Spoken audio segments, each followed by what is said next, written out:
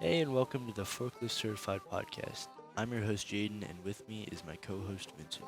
We're going to be talking about Forever War, which is a sci fi classic starring William Mandela as a main character. He's a teacher from Washington who's enlisted because of his skills in physics. And now, a quick word from our sponsor. As a struggling actor, I need all the breaks that I can get. At Liberty Mutual. Cut. Liberty Line? Cut. Liberty Mutual customizes your car insurance so you only pay for what you need. Cut. Liberty Am I allowed to riff? What if I come out of the water? Liberty Bibbity. Cut. We'll dub it. Liberty Mutual customizes your car insurance so you only pay for what you need. Only pay for what you need. Liberty, liberty, liberty, liberty. And we're back. Thank you, Liberty Mutual. Let's start off with our main character, William Mandela, and the beginning of his training on Earth in Charon. The book starts off with a very strong line. Tonight, we're going to show you 8 silent ways to kill a man. As we already kind of talked about this in the beginning of our intro, William Mandela is a physics teacher, so he has no experience in the military, and his time on Earth is mainly about him meeting new people that he's going to work with for almost some of them for the entire story, and learning how to fight. Now, after basic training, he's told that further training will take place on the planet Charon, which is a very rough place to live on and will completely change his military experience. While on Charon, he gets briefed about his main enemy, the Taurons. No one really knows what they look like, but that they will eventually enter combat with them. To survive on Charon, you have to wear a fighting suit. And since this takes place in the stereotypical future, the suit is equipped with lasers that shoot from their fingers in life support, vital for their survival on Charon. After learning how to use the suit, William and everyone began construction of a bunker, and in the process, someone handling an explosive charge had an accident, resulting in their death, which took a toll on everyone. They went on to have multiple exercises with even more deaths. Later on, in the last known training exercise on Charon, there were complications, but luckily William, thinking quickly on his feet, took care of the situation. Mid-celebration, a massive ship floats overhead. Not a single person moved, they were all in shock.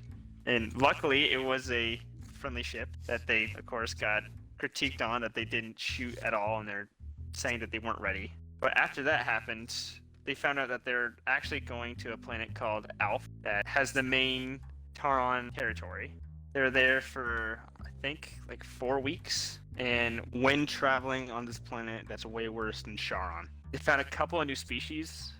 There was these teddy bear-like creatures that had no brain in their head. It was nothing but skull, and they're weird. They just kept staring at their team while they were cloaked.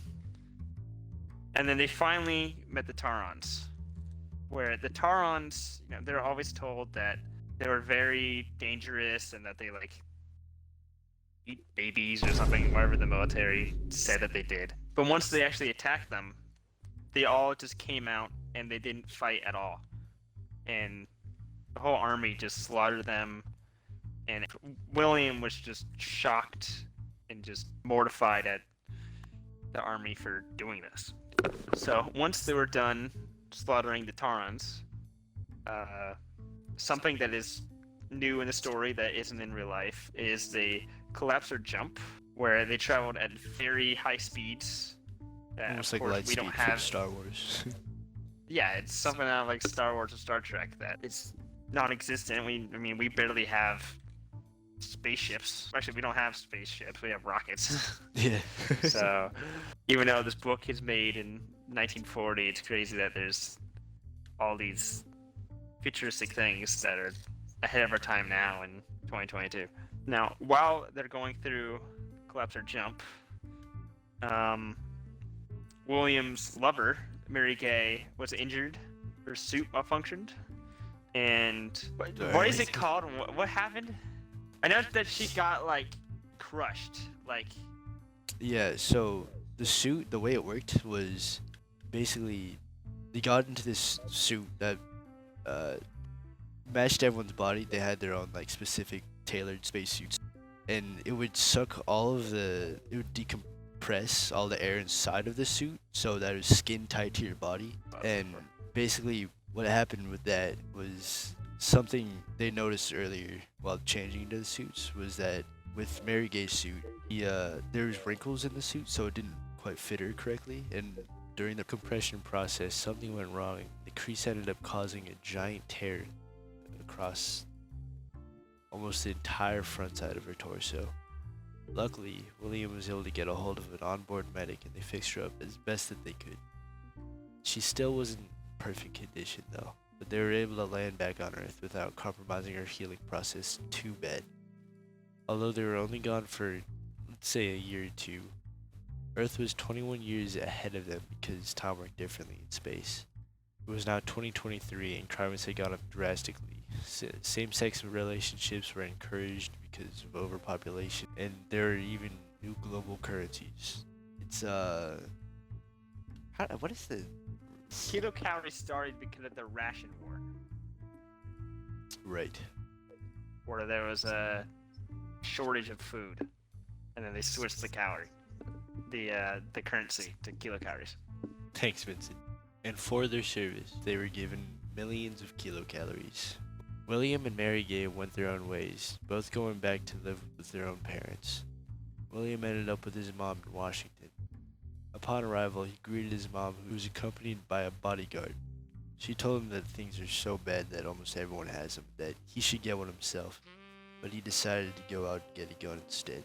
As he arrived to the gun store, he found out that laser guns weren't really purchasable, that he had to make do with regular guns. While trying some out at the range, he finds that his aim is considerably worse than his aim with the fighting suits and ends up purchasing a gun resembling a revolver which shoots flechette rounds, which are similar to how shotguns shoot multiple pellets, but instead with needle-like bullets. Next in order of business was getting a job, which would be troublesome to try to get since most were filled up because of the whole overpopulation thing. So to find one, he had to go contact someone who could hook him up with a job, which he ended up doing. Once he met up with the guy, he asked for a job that had to do with his expertise in physics or teaching. Instead, he's turned down and told that teachers aren't needed anymore and that his knowledge of physics is way behind what they know today, but that he'd make an excellent bodyguard.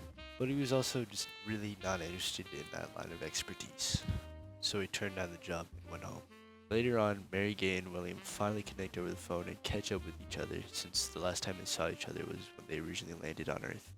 They ended up making a plan to meet up and get a chance to spend all the money that they made in the military. A little later, they met up at a transit station, headed off to London, traveling first class, touching down in no time. They went out and made use of the entire day and night, going shopping and just having a good time, just going out. But while going back to their hotel, they both spotted a woman getting mugged and raped by multiple men. Without hesitation, William ran over, pulling out the gun, while trying to take a non-lethal shot at one of their arms. He ended up taking their entire shoulder off. He was not the only one armed though, which he finds out when one of them pulled out a pistol, leading to them trading shots at each other. William got shot in the leg, but in return took off the man's entire torso with 1 or 2 blasts from the gun. After taking them all out, William passed out from the blood loss. Later on, after explaining the situation to the police, he's only given a warning. They've decided they'd had enough drama in London and decided to end their trip a little early and headed back to Washington, where William was surprised to find another woman who wasn't his mother in his house. She ended up being confirmed as his mom's lover. At first he did not approve of her, but he then learned to kind of accept the reality of the world around him. Some time passed and William ended up joining Mary Gay on her parents' family farm. It was beautiful. Mary Gay showed him around and got him familiar with the farm, and then took him down to a local community where people played games, listened to music, and made jokes and just enjoyed time with each other. It was like heaven. Everyone was so happy. They walked back and ate supper, and he got a chance to talk and meet her parents. Next day, he was put to work, and he worked from sunrise to sunset, but he didn't mind it. He actually enjoyed it quite a bit. You could see him spending the rest of his days there. But then at night, while he was keeping watch, he saw fire and smoke emerge from the community dome building. A group of men called Jumpers were pillaging the area and were on their way to Mary Gay's family farm. William and Mary guarded the house while Mary Gay's father was up on a silo with a sniper. The jumpers came down the road in a truck with a turret on the back. There were a few shots that passed between the two, but then quiet. William ran out to get him ammo just in case he ran out, and when he got there, her father was dead, laying on the ground. He then picked up the sniper and took it down to the top of the roof. He got an angle and popped off a couple shots, killing the man in the turret, the driver, and anyone else who got out. He waited a little bit, then he rushed inside, checking on Mary Gay and her mother. Sadly, her mom had been shot and was being clutched by Mary Gay, sobbing quietly. They made their peace with her, and after a short while, she passed in the dining room floor. They both felt terrible and hated the earth that they returned to. After burying her parents in the backyard, a little later, he was on a call with his brother, explaining the situation, his experience on Earth. His brother suggested coming to the Luna station on the moon. The only catch about this is that he'd have to re-enlist. So, Mary, Gay, and William got together and they talked about it and ultimately decided they'd do it. At the registration office, they refused to sign papers unless they were guaranteed that they would go straight to the Luna base and nowhere else. So they were given the same papers, but with a note at the bottom that guaranteed passage to Luna. But not even a couple hours later, they received mail that they'd been reassigned to work on Stargate, an active war zone. So they went off to war, and it did not take long for something to go wrong. William lost his leg in battle. Later we find out that Mary Gay lost her arm as well. But since they were both crippled, they got a free pass to a planet that resembles Earth but was superior in every way. And of course it was called Heaven. There they got advanced prosthetics that grew into, well, in William's case, a full-size leg identical to his other one, with nerve endings and everything. And in Mary Gay's case, she got a new arm. The only difference between the prosthetics and the actual limbs was that the bone was now made out of metal. While on Heaven, they were pretty much on vacation every day, hanging out at the beach or just going out and having a good time. The good times couldn't last forever though, for once they were fully healed, they were told that they'd be reassigned and separated. And because of the time irregularities in space, by the time they would ever see each other again, Mary Gay would be hundreds, maybe even thousands years older than him. Mandela is sent to another planet where he's supposed to defend the Taurons with a platoon of men. After a while, the Taurons attack, they fight each other, all their defenses and everything's destroyed, but they make it out alive, like 10 of them on a ship. Mandela comes home to Heaven, I think, and he finds out that Mary Gay is alive, and he was told that there's a planet where heterosex is still a thing. They go onto that planet, live a happy ever after life, and have a kid. Alright, I think that concludes our main topics. We talked about Mandela and his experience in the military, the change of scenery, his relationship with Mary Gay. You know, if you haven't already, read the book. It's a good read. And thanks for listening. Thank you and good night. Your whip is a toilet, you looking like poop in it. One garage, 2 coupes in it. 3 chains and they all hidden. He don't know what to do with it. She gon' let the whole crew hit it. Okay, fuck. Alright. After going through... dude, come on! Decompression, some ended up fucking up. God damn it, Jaden. We could have used so much of that. I know. No. I'll cut out the fuck. It's That's chill. such a weird... At least mine was like at the end. Like I paused and then I said fuck. You said fuck like mid-sentence. Like how are you gonna cut that out? I don't even remember where I said it. I'll find a way. So Jaden.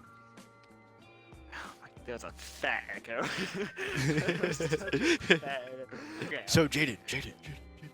Yeah, well it's not. It's me. Yeah. So Jaden. No. We didn't even talk about how they saved Mary Gay. We just kind of talked about what went wrong. Fuck Mary Gay. I would just say.